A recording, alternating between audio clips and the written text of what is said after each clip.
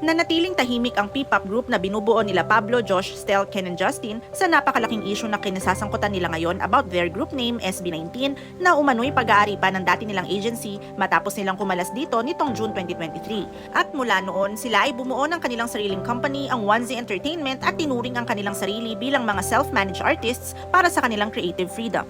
At dahil sa nasabing issue ay unti-unting naglalabasan ang sunod-sunod na mga unfortunate events para sa grupo, gaya ng pag-disengage nila sa pangalang SB19 sa kanilang mga events, social media at iba pang promotional ads. Idagdag mo na rin dito ang biglaang cancellation ng kanilang concert sa Singapore. Sa kabila ng pananahimik ng grupo, marahil na rin as a legal guidance to them by their team, ay hindi naman nawawala ng pag-asa ang 80 na malalagpasan din ng grupo ang pagsubok na ito dahil no matter what happens, we love them for who they are and not for their name.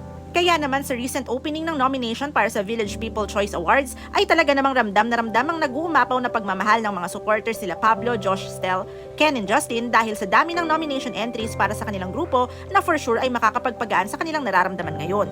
Ang Village People Choice Awards is an award-giving body which gives recognition to the brightest stars in showbiz, travel, lifestyle, tech, and business. At ang nominasyon ay open na simula nitong November 15 hanggang December 15, 2023. Sa katunayan, noong nakaraang taon ay hinakot din ng grupong SB19 ang maraming awards dito gaya ng Ken Suson as the Fashion Influencer of the Year, John Pablo Nace as the Composer of the Year, SB19's Wyatt as the Music Video of the Year and P-pop Song of the Year, SB19 as the Group Performer of the Year, Sylvester Ahero as the Male TikTok Face of the Year, and SB19 and 18 as the Hall of Fame awardee. At para naman sa taong ito, bagamat kabubukas pa lamang ng nominations ay daan-daan na ang entries para sa SB19. Ilan dito ay ang mga sumusunod: John Pablo Nace as the Composer of the Year, SB19's Gento as the P-pop Song of the Year, and 18 as the Fandom of the Year.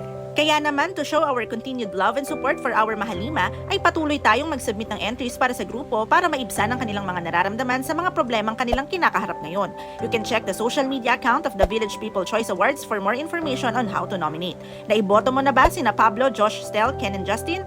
Let us know through the comment section below.